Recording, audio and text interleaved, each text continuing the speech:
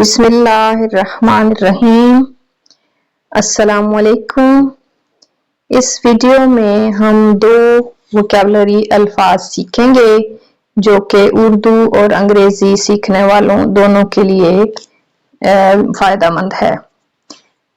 پہلا لفظ ہے ہمارے پاس غصہ، اینگر۔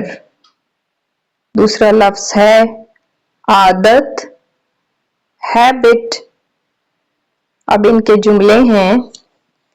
پہلے غصہ کا جملہ۔ اردو میں غصہ کا جملہ ہے تم بات بات پہ بہت زیادہ غصہ کرتے ہو۔ اور انگلش میں ہے You get very angry about things۔ دوسرا جملہ ہے عادت کا یا ہیبٹ کا۔ اس کی ہمیشہ سے عادت ہے کہ وہ روز صبح جلدی اٹھتا ہے۔ He has always had the habit of getting up early every morning۔ تو یہ تھے آج کے دو الفاظ اور دو جملے۔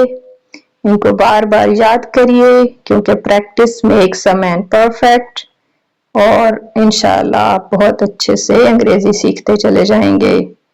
ملتے ہیں اگلی ویڈیو میں۔ ویڈیو کو لائک، کمنٹ اور شیئر کیجیے اور اپنے دوستوں کو بھی بتائیے۔ اللہ حافظ، خوش رہیے۔